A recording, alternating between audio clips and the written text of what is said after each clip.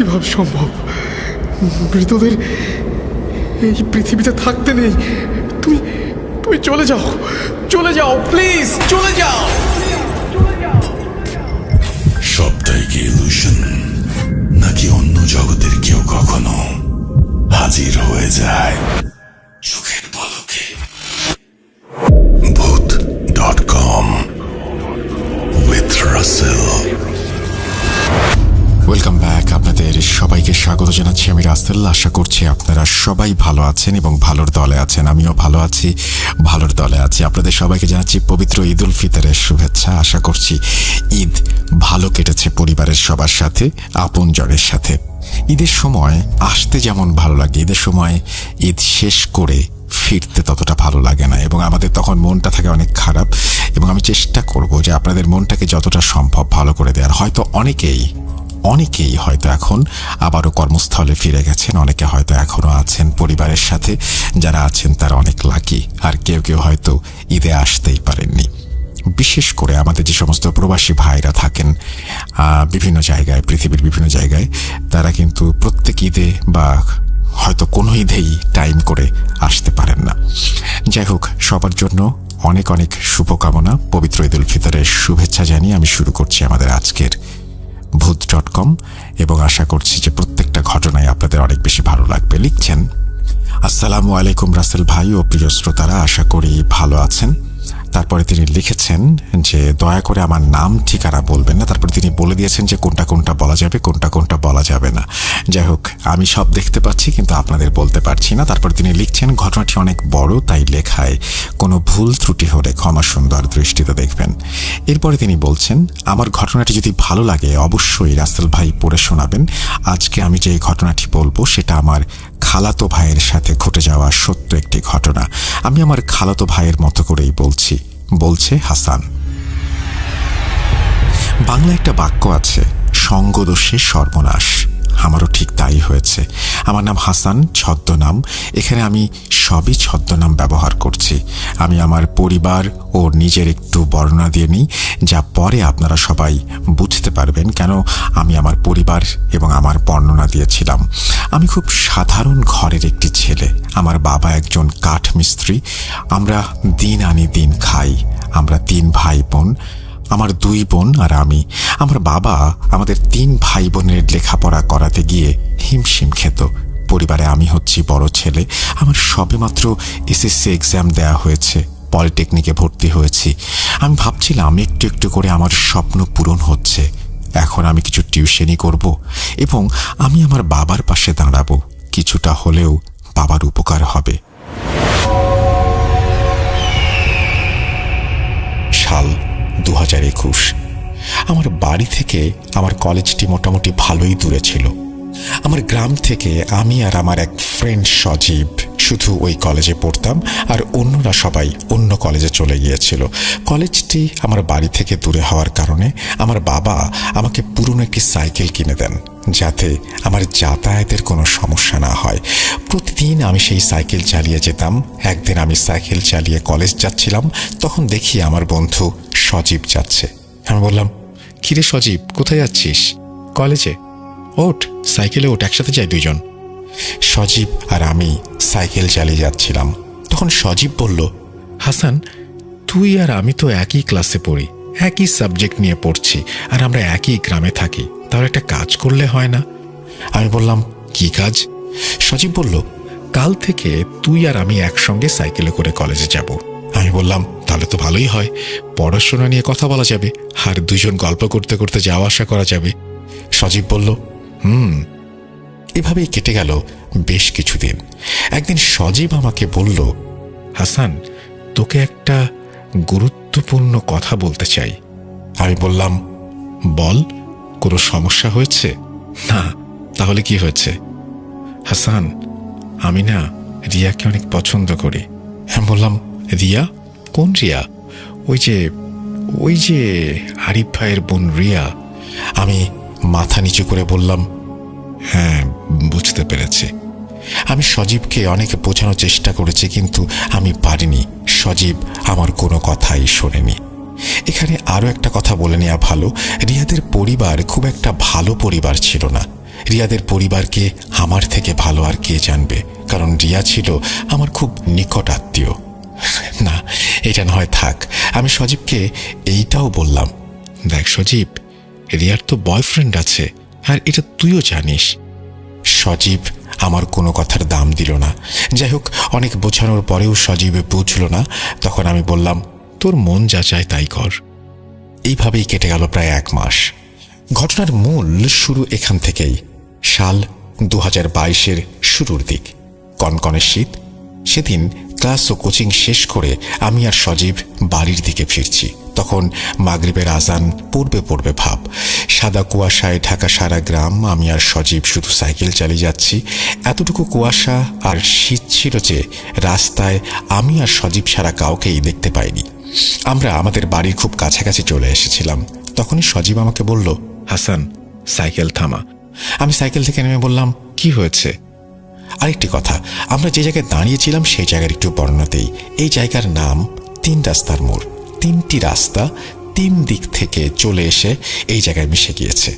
একটা গেছে আমাদের গ্রামের দিকে, আর একটা গেছে আমাদের শহরের দিকে, আর একটা গিয়েছে চাষের জমি এবং অনেক দূরে আরেকটি গ্রামের দিকে। গ্রামের নাম বিলপাড়া গ্রাম। যাই হোক, সজীব আমাকে বলল, সাইকেল যতই চাষের জমির দিকে যাচ্ছে ততই মনে হচ্ছে আমরা অন্য কোনো জগতে প্রবেশ করছি। চারপাশে শেয়ালের ডাক, ঝিঝি পোকার ডাক। যাই হোক, সজীব আমাকে বলল, সাইকেলটা তুই আমাকে দে, তুই পেছনে বস আজ। আমি কিছু না বলে পেছনে বসলাম। সাইকেল নিয়ে সজীব আমাকে নিয়ে ছুটে চলল সেই চাষের জমির দিকে। আঁকা বাঁকা মাটির রাস্তা দিয়ে সাইকেল যতই চাষের জমির দিকে যাচ্ছে ততই মনে হচ্ছে আমরা অন্য কোনো একটা জগতে প্রবেশ করছি। চারপাশে শেয়ালের ডাক, ঝিঝি পোকার ডাক, আর কনকনে শীতের মধ্যে যেন অন্য একটি জগতের দিকে এগিয়ে যাচ্ছিলাম আমরা। আমি বুঝতে পারছিলাম না সজীব আমাকে কোথায় নিয়ে যাচ্ছে। অনেকক্ষণ সাইকেল চালানোর পর আমরা একটি গ্রামে প্রবেশ করলাম। আমি সজীবকে জিজ্ঞেস করলাম, কিরে, কোথায় আসলাম? সজীব আমাকে বলল, বিলপাড়া গ্রামে এসেছি। বিলপাড়া গ্রামে তোর কি কাজ? দেখতেই পাবি। সজীব সাইকেল নিয়ে একটা বাড়ির সামনে গিয়ে দাঁড়ালো। সজীব আমাকে বলল, সাইকেল থেকে নাম, আমরা ওই বাড়িতে যাব। আমরা সাইকেল রেখে বাড়ির ভেতরে প্রবেশ করি। বাড়ির ভেতরটি দেখে আমার গা শিউরে উঠল। একে তো কুয়াশায় ঢাকা পুরো গ্রাম, তার মধ্যে কনকনে শীত, আর তার মাঝখান দিয়ে এক টুকরো চাঁদের আলো এসে পড়েছে জমিতে, যা এক ধরনের ভয়ঙ্কর পরিবেশ তৈরি করেছে। বাড়ির ভেতরটি ছিল এই রকম যে বাড়ির উঠোনে বিশাল একটা তেঁতুল গাছ আর 3টি ছোট বড় ঘর। চাঁদের আলো আর মোবাইলের আলোতে আমি যা দেখতে পাই তা হলো, তেঁতুল গাছটি দেখে আমি কিছুটা ভয় পেয়ে যাই, কারণ এই গাছটি আর 4টি গাছের মতো স্বাভাবিক নয়। তেঁতুল গাছটির গোড়ায় অনেক রকমের খাবার। গাছটিকে সাদা, কালো, লাল ইত্যাদি সুতা দিয়ে পেঁচিয়ে রাখা হয়েছে। অবাক করা বিষয় হলো, গাছটি দেখে আমার মনে হলো গাছটিকে প্রতিদিন পুজো করা হয়। যাই হোক, আমি আর সজীব বাড়ির ভেতরে প্রবেশ করে দেখি একটি ঘরে আলো জ্বলছে। আমি আর সজীব সেই ঘরের সামনে যাই এবং তখনই সজীব বলে ওঠে, কাদের কাকা আছেন ঘরে? তখনই একজন বৃদ্ধ মহিলা এসে বলে, কে তোমরা, কেন এসেছ? আমার বন্ধু সজীব বলল, কাকি, কাকাকে গিয়ে বলেন সজীব নামে একজন এসেছে, আমি কাকার সাথে মোবাইলে কথা বলে এসেছি। তখন বৃদ্ধ মহিলাটি বলল, তোমরা একটু অপেক্ষা করো। 2 মিনিট পর বৃদ্ধ মহিলাটি 2 গ্লাস পানি নিয়ে আসলো আমাদের কাছে আর বলল, নাও, এই 2 গ্লাস পানি খেয়ে নাও। আর একটা কথা, পানি খাবার সময় বিসমিল্লাহ বলা লাগবে না, আর বাম হাতে নিয়ে খেও। এই কথাটি শুনে আমার কিছুটা রাগ হলো। আমি পুরোপুরি ইমানদার নই, তাই বলে কিছু খাবার আগে বিসমিল্লাহ বলবো না এবং বাঁ হাত দিয়ে খাবো, এটা হয় নাকি? আমি সেই বৃদ্ধ মহিলার কথা না শুনে নিচে বসে বিসমিল্লাহ বলে ডান হাত দিয়ে পানিটি পান করি। আমার বন্ধু সজীব কিন্তু তা করেনি। আমি আমার গ্লাসটি যখন বৃদ্ধ মহিলাকে দিচ্ছিলাম, দেখি সেই মহিলাটি আমার দিকে তার চোখ বড় বড় করে তাকিয়ে আছে। বৃদ্ধ মহিলাটি আমাদের দুজনের দিকে লক্ষ্য করে বলল, তোমরা বাইরে দাঁড়াও, আমি আসছি। এবার তিনি একটি বালতিতে করে পানি নিয়ে এসে আমাদের দুজনকে বললেন, এই পানি দিয়ে পা ধুয়ে বাম পা দিয়ে ঘরে প্রবেশ করো। এবারও আমি তার কথার কোনো দাম না দিয়ে পা ধুয়ে ডান পা দিয়ে ঘরে প্রবেশ করি। আমি কিছুটা অবাক হয়ে যাই, কারণ ঘরটিতে তেমন কোনো আসবাবপত্র ছিল না, শুধু একটি খাট ছাড়া। আরেকটা অবাক করা বিষয় হলো পুরো ঘরটি লাল কাপড় দিয়ে মোড়ানো। যাই হোক, খাটের ওপর বসেছিলেন একজন বৃদ্ধ। আমি সেই বৃদ্ধ পুরুষটিকে দেখে সালাম দেই। জানি না আপনি বিশ্বাস করবেন কিনা, আমি সালাম দেওয়ার পর কেমন যেন একটা উত্তর দিল সেই বৃদ্ধ, যেটা আমি কখনোই শুনিনি। আমার কাছে খুব অদ্ভুত মনে হলো। যাই হোক, একটু পর সেই বৃদ্ধা মহিলাটি চেয়ার এনে আমাদেরকে বলল বসার জন্য। আমরা বসি। তখন সেই বৃদ্ধ পুরুষটি সজীবকে বলল, যা বলেছিলাম তা এনেছিস? সজীব তার পকেট থেকে একটি চিরকুট বের করে দিল বৃদ্ধকে। বৃদ্ধ কিছুক্ষণ সেই চিরকুটটি দেখল। তারপর বৃদ্ধটি বিছানা থেকে নেমে ঘরের এক কোণায় লাল কাপড় মোড়ানো একটা মাটির কলস থেকে এক বোতল পানি নিয়ে আসলেন, আর চিরকুটটি দেখে কি যেন বিড়বিড় করে পানিতে ফোঁ দিতে লাগলেন। কিছুক্ষণ পর বৃদ্ধটি সজীবকে লক্ষ্য করে বলল, আমার হাদিয়া এনেছিস? সজীব বলল, হ্যাঁ এনেছি। সজীব 1000 টাকার একটা নোট বাড়িয়ে দিল সেই বৃদ্ধের দিকে। বৃদ্ধটি টাকাটি নিয়ে সেই পানির বোতলটি সজীবকে দিল। সজীব পানির বোতলটি পেয়ে খুব খুশি হলো, যেন সে আনন্দে আত্মহারা। সেই বৃদ্ধটি সজীবকে বলল, আর শোন, সূর্য ডোবার পর যে কোনো সময় বাড়ির চারপাশে এই পানি ছিটিয়ে দিয়ে আসবি। সজীব হাসতে হাসতে বলল, তাহলে কি কাজ হয়ে যাবে? বৃদ্ধ পুরুষটি বলল, না, সবে 50% হবে, আরো 50% বাকি। তখন সজীবের হাসি মুখটি কেমন যেন কালো আঁধার হয়ে গেল।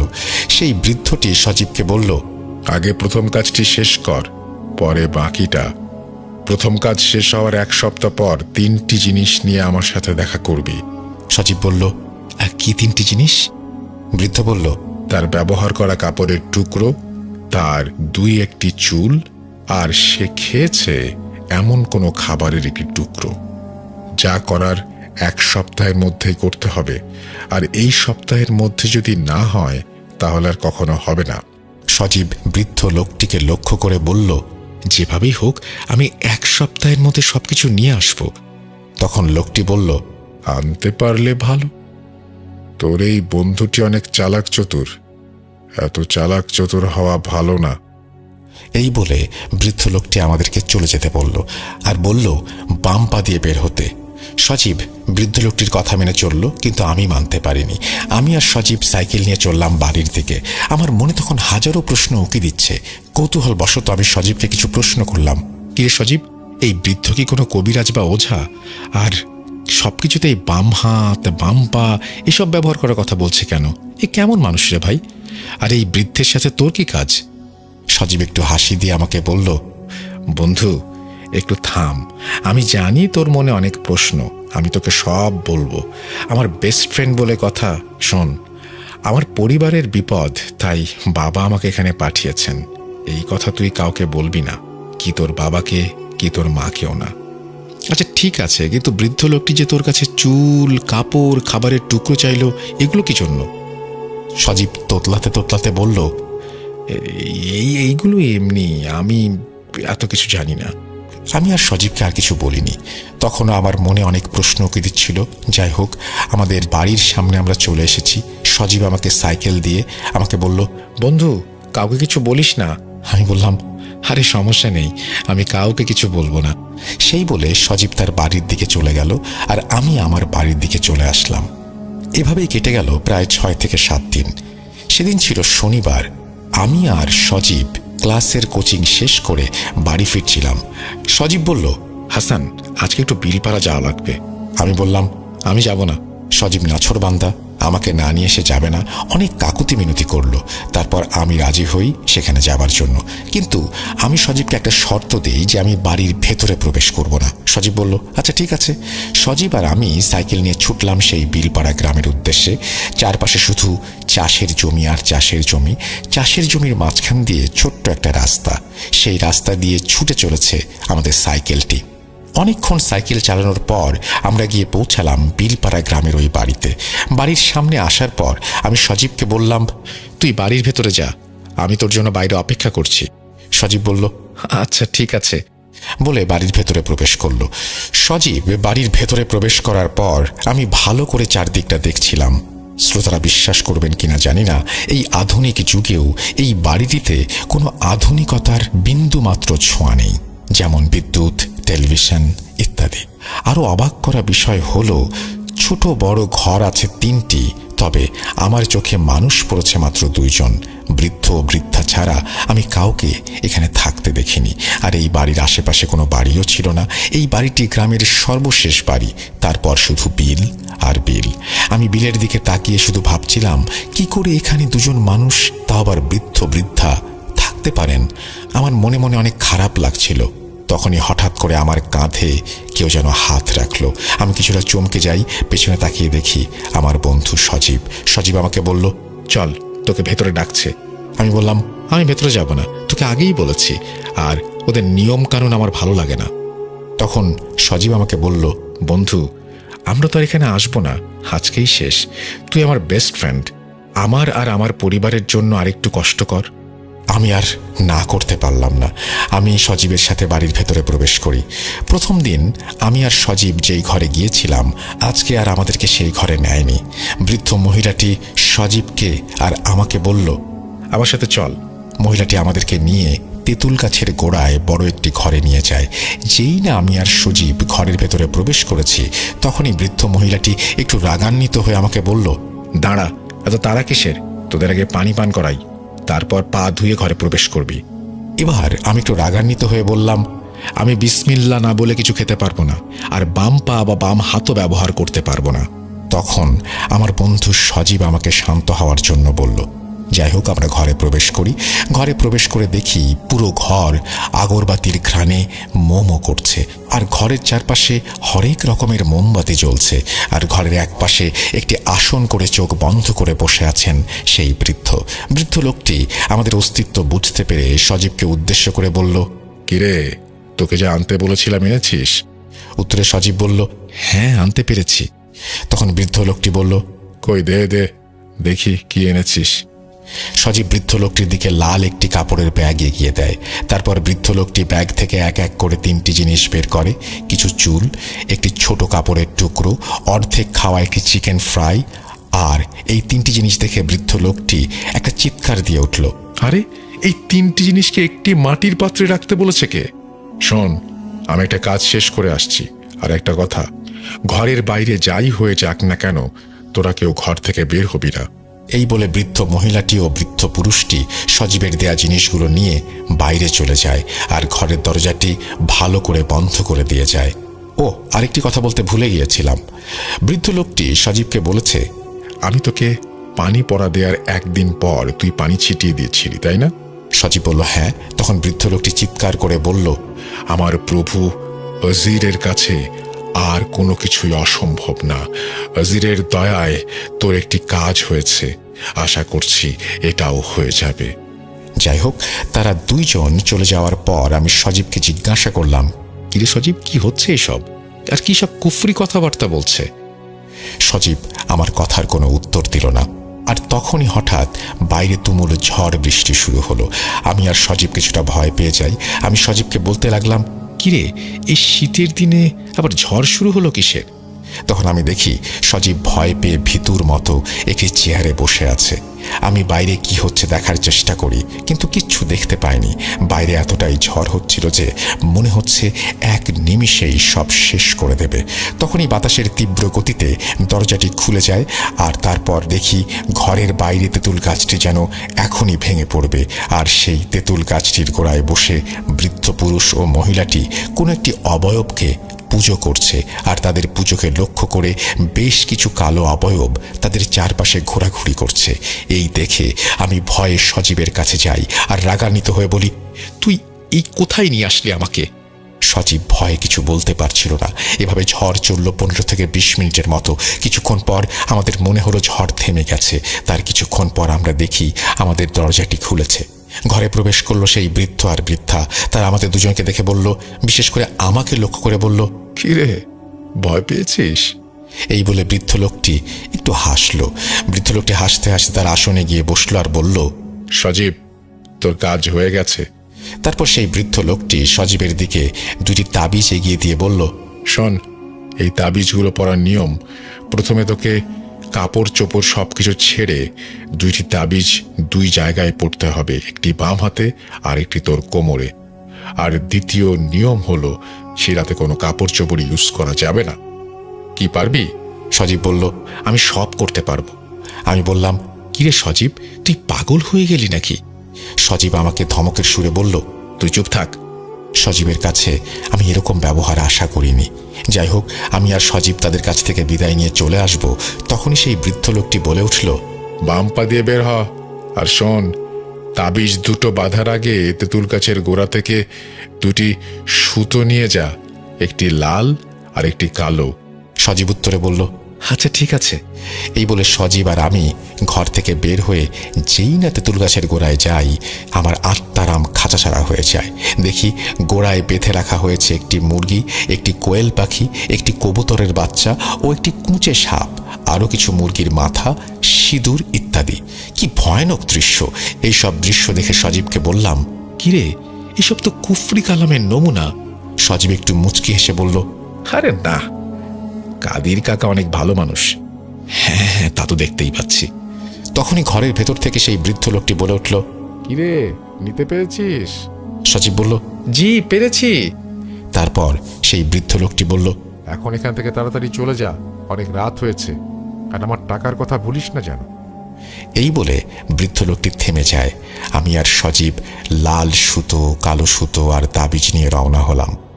বাড়ি আসতে আসতে আমি সজীবকে অনেক প্রশ্ন করি, আর উত্তরে সজীব বলে পরিবারের অনেক বিপদ, তাই সে এমন কাজ করেছে।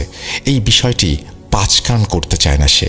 আমি সব শুনে আর কথা বাড়ালাম না, কারণ এমনি অনেক দেরি হয়ে গেছে। তার মধ্যে বাড়ি থেকে বারবার ফোন আসছে। যথারীতি আমরা বাড়ি চলে আসি। এভাবে কেটে গেল 1 সপ্তাহ। একদিন আমি আর সজীব কলেজের মাঠে বসে আছি। হঠাৎ আমাদের সামনে আসলো রিয়া। সজীব রিয়াকে অনেক পছন্দ করে, কিন্তু রিয়া পছন্দ করত আরেকজন ছেলেকে, আর সজীবকে সে দেখতে পারত না। আমি সজীবের সাথে চলি বলে রিয়া মাঝে মাঝে আমাকে কথা শোনাতো। যাই হোক, রিয়াকে দেখে সজীব তো অবাক। রিয়া মাঝে মাঝেই আমার কাছ থেকে কিছু নোটবুক নিত। আমি মনে করলাম হয়তো সে নোটবুকের জন্য এসেছে। আমি যেই না রিয়াকে জিজ্ঞেস করব, রিয়া কিছু লাগবে, তখনই রিয়া বলল, সজীব, তোমার সাথে আমার কথা আছে, চলো আমার সাথে। সজীব আর রিয়া চলে যাচ্ছিল। তখন সজীব ঘাড় ঘুরিয়ে আমার দিকে তাকিয়ে একটু হাসি দিল। আমি জানতাম যে সজীবের সাথে এটাই আমার শেষ দেখা, শেষ কথা, শেষ চলা। কি ভাবছেন, সজীব মারা গিয়েছে? না, সজীব মারা যায়নি। ওই দিনের পর থেকে সজীব আর আমার একসাথে কলেজে যাওয়া হয়নি, কথাও বলা হয়নি, সজীবের সাথে তেমন দেখাও হয়নি। প্রিয় শ্রোতা, আপনারা নিশ্চয়ই বুঝতে পারছেন আমি কেন বলেছিলাম সঙ্গদোষে সর্বনাশ। এখন আমি যতটুকু বলবো তার অর্ধেক বলবো, আর অর্ধেক বলবে আমার খালাতো ভাই রাকিব। যাই হোক, এভাবে কেটে গেল প্রায় 1 মাস। সজীবের সাথে আমার কথা হয়নি, আমিও নিজে সজীবের সাথে কখনো দেখা করতে যাইনি। একদিন আমি কলেজের মাঠে বসে আছি আর ভাবছি, সজীব তো আমার বেস্ট ফ্রেন্ড ছিল। আমার বিপদে সে আসতো, আমি তার বিপদে যেতাম। আজ এমন কি হলো যে সজীব আমার সাথে আর কথা বলে না? তখনই আমার এক ক্লাসমেট আমাকে এসে বলল, হাসান, কিছু শুনেছিস? আমি বললাম, কি শুনবো, কি হয়েছে?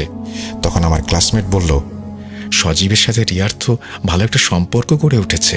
আমি একটু মুচকি এসে বললাম, মানুষের মন কখন যে কোন দিকে যায়। যাই হোক, আমি ক্লাস ও কোচিং শেষ করে বাড়ি ফিরছিলাম। যদি ভুল না করে থাকি, সেদিন ছিল শনিবার, 15/3/2022। আমি যখন আমাদের বাড়ির 3 রাস্তার মোড়ের খুব কাছাকাছি, তখনই দেখি কেউ একজন আমাকে ইশারা করে সাইকেল থামানোর জন্য বলছে।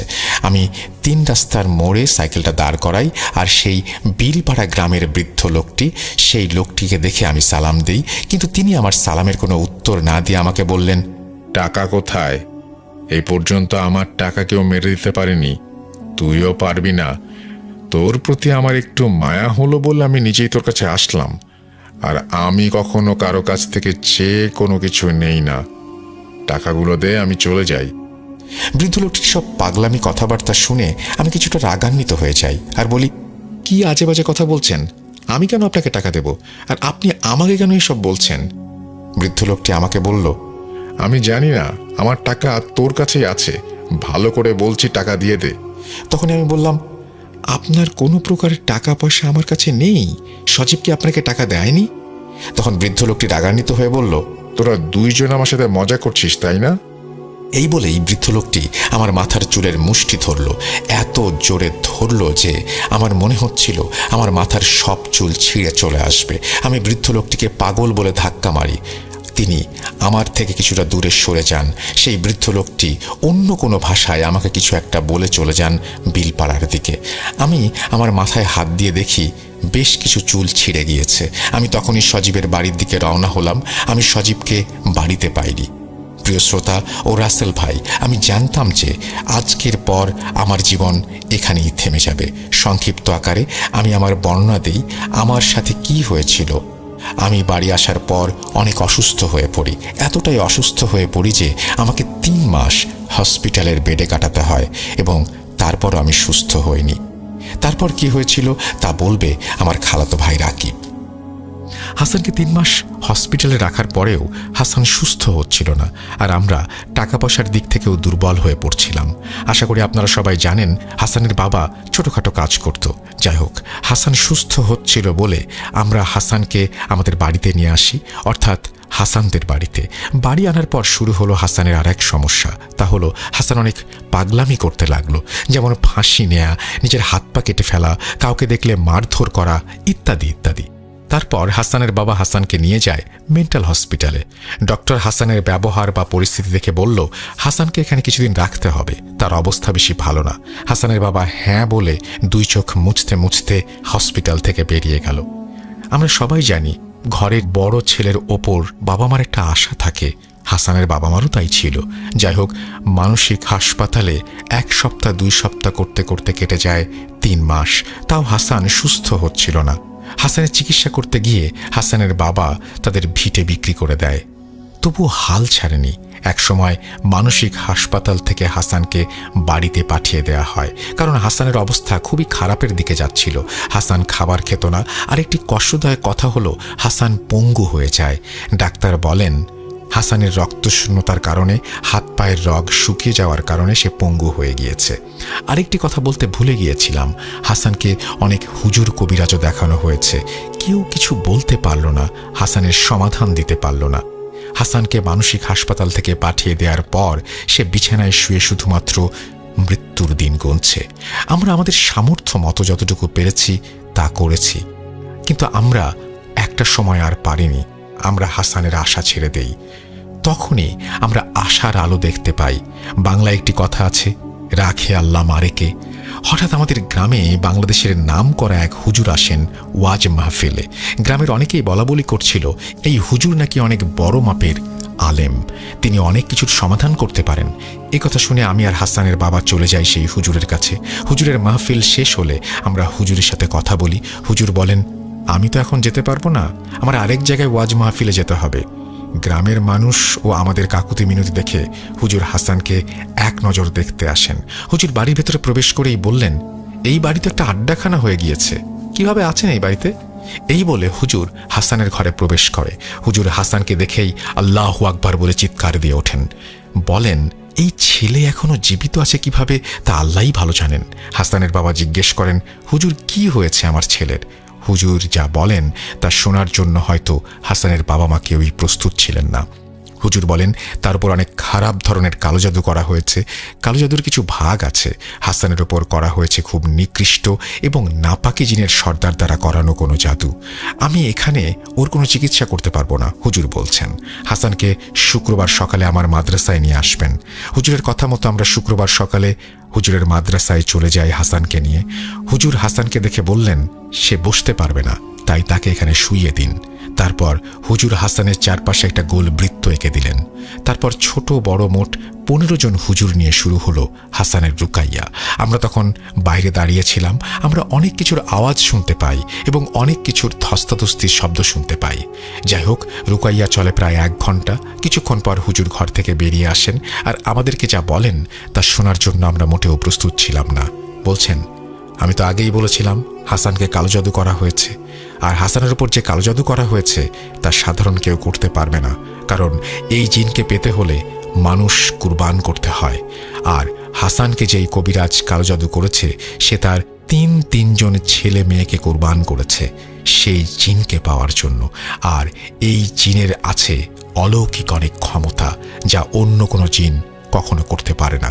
অন্য জিনের সেই ক্ষমতা থাকে না। আর এই জিন হচ্ছে সর্দার জিন। আর জিনও বারবার ফিরে আসছিল, কারণ কবিরাজের জিনগুলো ছিল নাপাক এবং পোশাকবিহীন। আপনারা জানেন কি কেন হাসানকে কালো জাদু করা হয়েছে? হাসান আর হাসানের এক বন্ধু একটি মেয়ের ওপর কালো জাদু করার জন্য যে কবিরাজের কাছে গিয়েছিল, কবিরাজ কিছু টাকার জন্য সেই কালো জাদুটি উল্টে হাসানের ওপর করে। হাসান আর তার বন্ধু কবিরাজকে বলেন, যদি আপনি জাদুর কাজ করে দেন, আমি সেই মেয়েকে পাই, তাহলে আপনাকে আমি সব টাকা, অর্থাৎ আমার সব টাকা দিয়ে দেব, এবং কাজ না হলে কোনো টাকা পয়সা আমি দেব না। কবিরাজের কালো জাদু কাজ করে, কিন্তু কবিরাজকে কোনো টাকা পয়সা দেয় না। কবিরাজ অনেক দিন হাসানের বন্ধুর কাছে গিয়েছিল, কিন্তু সে টাকা দেয়নি। আর সে বলে, আমি টাকা অনেক আগে হাসানকে দিয়েছি, আপনি তার কাছ থেকে নিয়ে নেন। তারপর থেকে কবিরাজ হাসানকে খুঁজতে থাকে, আর একদিন হাসানের সাথে দেখা হয়ে যায়। সেই কবিরাজ হাসানকে তার টাকা দেওয়ার জন্য চাপ প্রয়োগ করে। হাসান তো কিছুই বুঝতে পারে না। সেইখান থেকেই হুজুরের ক্ষোভ, এবং তার থেকেই হাসানের প্রতি এই নিকৃষ্ট প্রতিশোধ, এবং হাসান পড়ে যায় বিপদে। হায় রে মানুষ! এই বলে হুজুর থামেন। ঘটনাটি অনেক বড় হয়ে গিয়েছে, তার জন্য আমাকে মাফ করবেন। আসলে স্বপ্ন অনেক ছোট হয়, কিন্তু বাস্তব অনেক বড়। হাসান এখন মোটামুটি সুস্থ, তবে সে আর কোনোদিন দাঁড়াতে পারবে না। আশা করি আপনারা সবাই বুঝতে পেরেছেন আমি প্রথমে কেন বলেছিলাম সঙ্গদোষে সর্বনাশ। সজীব ও রিয়ার কয়েক মাস হলো বিয়ে হয়েছে, তাদের জন্য সবাই দোয়া করবেন। আমি জানি সজীব আমার জীবন নষ্ট করে দিয়েছে। আবারও হাসান বলছেন এই কথাগুলো। আমি আল্লাহর কাছে তার বিচার চাই, আর আমার জন্য দোয়া করবেন। অনেকেই হয়তো বলবেন, সজীবের বিরুদ্ধে পদক্ষেপ কেন নেয়নি? আসলে তার পরিবার ছিল এলাকার মাথা, আর আমরা চাইলেও কিচ্ছু করতে পারবো না। আরেকটা কথা বলে আমি শেষ করব, তা হলো, না জেনে না বুঝে কোনো বন্ধু বান্ধবের সাথে যোগ দেবেন না। সেই বৃদ্ধ কবিরাজের বিষয়ে আমরা অনেক কিছু জেনেছি, ইনশাল্লাহ অন্য একদিন বলবো। এই বলে তিনি তার ঘটনা শেষ করেছেন। আশা করছি তার এই ঘটনাটি আপনাদেরও ভালো লেগেছে। যদি ভালো লেগে থাকে অবশ্যই আমাদেরকে জানাবেন, যদি ভালো না লেগে থাকে তাও আমাদেরকে জানাবেন। আমরা চলে যাব আমাদের পরবর্তী ঘটনায়।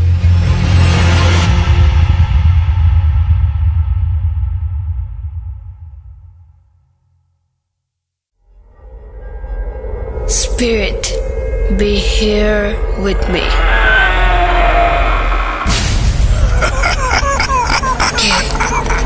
Get to me. Bhoot.com. The fear returns with Russell.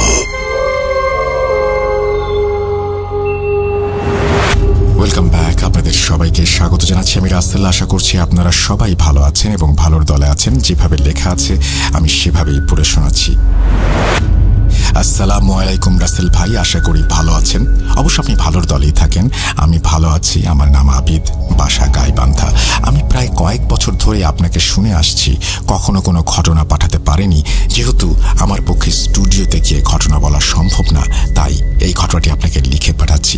আমি শুনেছিলাম আমার ইমরান মামার মুখ থেকে এই ঘটনাটি মূলত মামার সাথেই ঘটেছিল। দেরি না করে ঘটনায় চলে যাই। আমি ইমরান মামার মতো করেই বলছি। সময়টা ছিল 2013 সাল। তখন আমি অনার্স প্রথম বর্ষে। আমি ছিলাম পরিবারের সবচেয়ে ছোট ছেলে, তাই আদর আবদারও বেশি ছিল।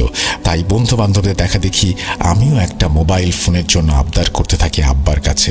আব্বা আমাকে একটা টাচ স্ক্রিন মোবাইল ফোন কিনে দেন 15,000 টাকা দিয়ে। নতুন ফোন কিনেই ফেসবুক অ্যাকাউন্ট খুলে ফেলি।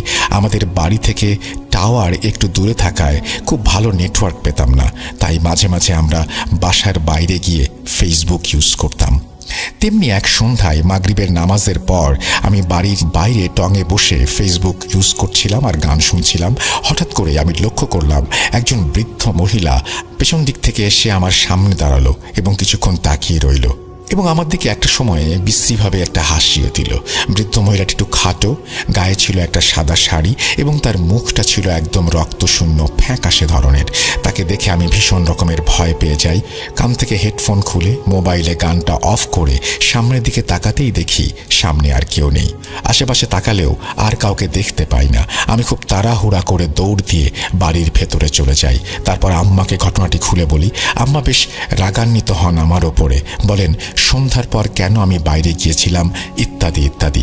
তারপর উনি দোয়া পড়ে আমাকে ফু দেন, আর তারপর আমার সাথে আর কোনো ঘটনা ঘটেনি। আমি সন্ধ্যার পর আর বাসার বাইরে যেতাম না। বলে রাখা ভালো, আমি খুব ভালো মাছ ধরতে পারতাম। বলতে গেলে এক প্রকার নেশা ছিল আমার। তাই মাঝে মাঝে বন্ধুদের নিয়ে গ্রামের বিলে বা বিভিন্ন জায়গায় রাতে মাছ ধরতে যেতাম। তেমনি একদিন আমি আর আমার বন্ধু নাসিরউদ্দিন মিলে ঠিক করি যে আজকে রাত্রে মাছ ধরতে যাব।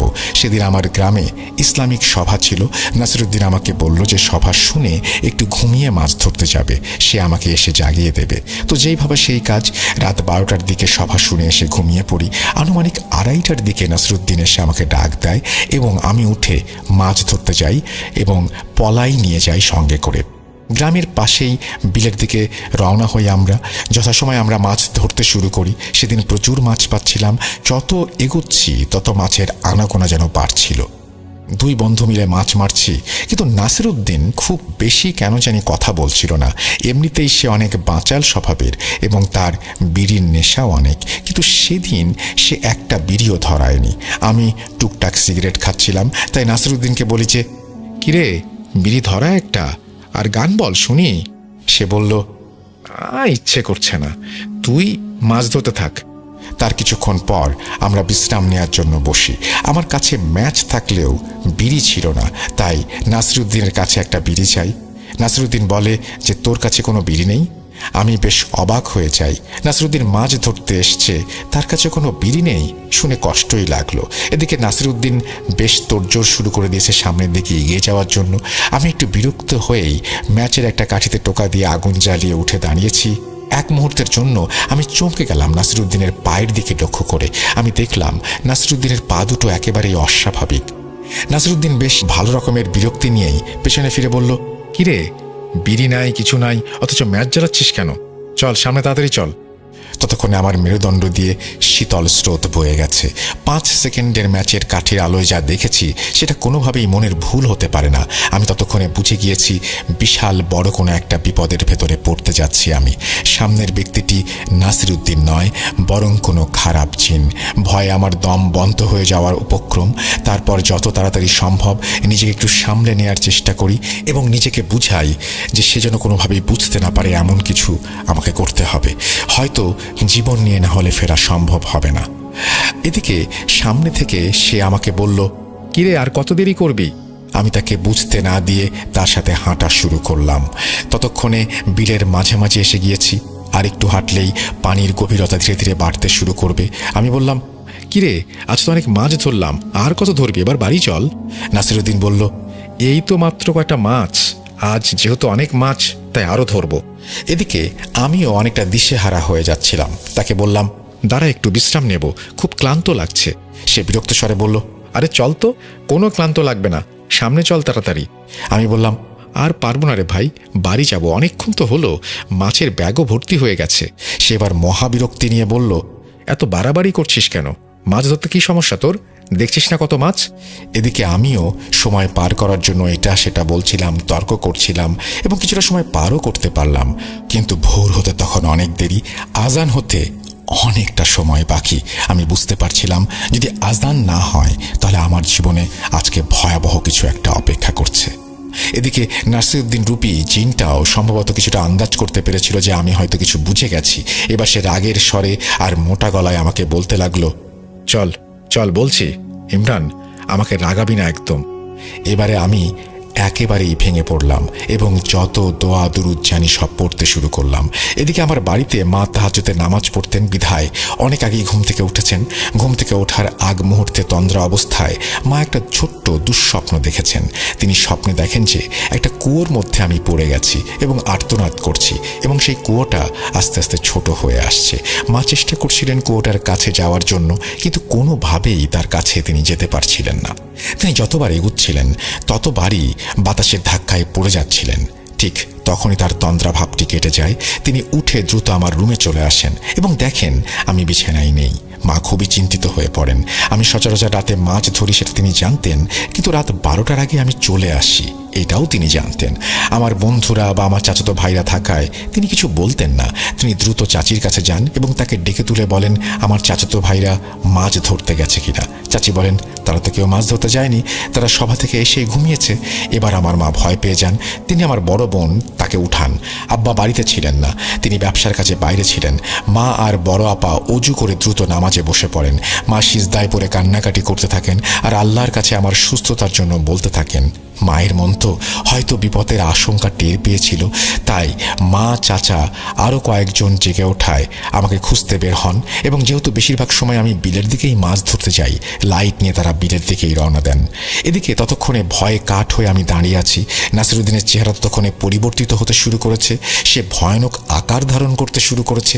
নাসিরুদ্দিনের জায়গায় আস্তে আস্তে একটা কালো ছায়া কিংবা অবয়ব কিছু একটা ওরকম দেখতে পাচ্ছি আমি তখন মৃত্যু ভয়ে কাঁপছি, মাথায় কোনো সূরা আসছে না। হঠাৎ কালো অবয়ব ভারী মোটা গলায় বলল, বাঁচবি না তুই, আজ শেষ করে ফেলব।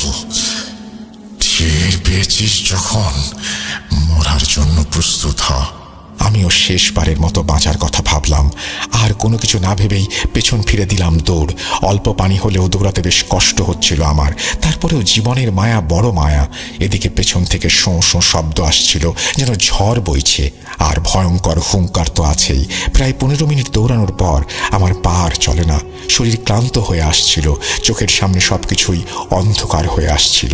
হঠাৎ করে একটা কিছুর সাথে ধাক্কা খেয়ে আমি পড়ে গেলাম। উঠতে গেলে লক্ষ্য করলাম আমার চারপাশে অন্ধকার, কিছু বাতাস ঘূর্ণিঝড়ের মতো কুণ্ডুলি পাকিয়ে ঘুরছে। আমি একদম মাঝ বরাবর, কখন জানি সেই ঝড়ের কুণ্ডলি আমাকে গ্রাস করে নেয়। আমি আর কিছু নিতে পারছিলাম না। আল্লাহ বাঁচাও বলেই জ্ঞান হারালাম। জ্ঞান হারাবার মুহূর্তে 3টা জিনিস আমার কানে আসলো। প্রথমে শুনলাম কেউ বলল, কেউ তোকে বাঁচাতে পারবে না। দ্বিতীয়ত আমার নাম ধরে কয়েকজন ডাকলো। তৃতীয়ত সবচেয়ে মধুর, মনে হলো অনন্তকাল ধরে এটা শোনার জন্যই আমি অপেক্ষা করছিলাম, সেটা ছিল ফজরের আজানের ধ্বনি। আমি শেষ পর্যন্ত জ্ঞান হারালাম, আর কিছু বলতে পারলাম না। যখন আমার জ্ঞান ফিরল তখন আমি নিজেকে আমার বাড়িতে আবিষ্কার করলাম। কেউ একজন আমার মাথায় পানি ঢালছে এবং দোয়া পড়ে ফুঁ দিচ্ছে। আমার মায়ের কান্নাও আমি শুনতে পাচ্ছিলাম। অবশেষে আমি চোখ খুলে উঠে বসলাম। মাথায় প্রচণ্ড রকমের ব্যথা করছিল, মনে হয় 1 শতাব্দী পর ঘুম থেকে উঠলাম। একজন হুজুর আলহামদুলিল্লাহ জ্ঞান ফিরেছে বলে আমার কাছে আসলেন। আব্বা বললেন, কি হয়েছে রে ইমরান, বিলের মাঝে জ্ঞান হারিয়ে পড়েছিলি কেন, আর একা একাই মাছ ধরতে গিয়েছিলি? তারপর সবকিছু খুলে বললাম। নাসিরুদ্দিন সেখানে ছিল। এসব শুনে সে অবাক হয়ে যায়। আমি বললাম, সভা থেকে এসে আমি ঘুমিয়ে পড়ি।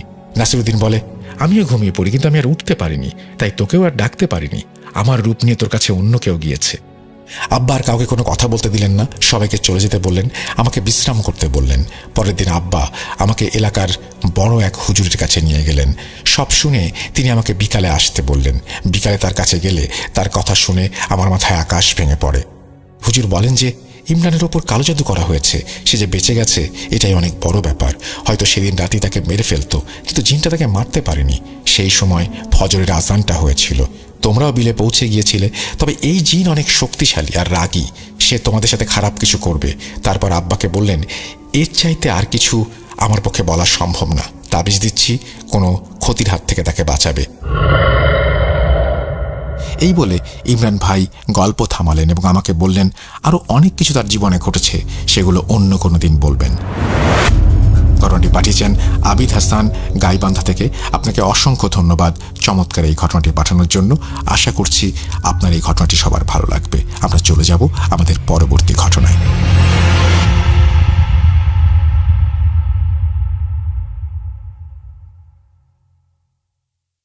Welcome back. আপনাদের সবাইকে অনেক অনেক ধন্যবাদ এতক্ষণ পর্যন্ত আমাদের সাথে থাকার জন্য। অনেক অনেক শুভকামনা রইল। সব সময় এই ইউটিউব চ্যানেলটি সম্পর্কে আপডেট পেতে আমাদের ইউটিউব চ্যানেলটিকে সাবস্ক্রাইব করুন।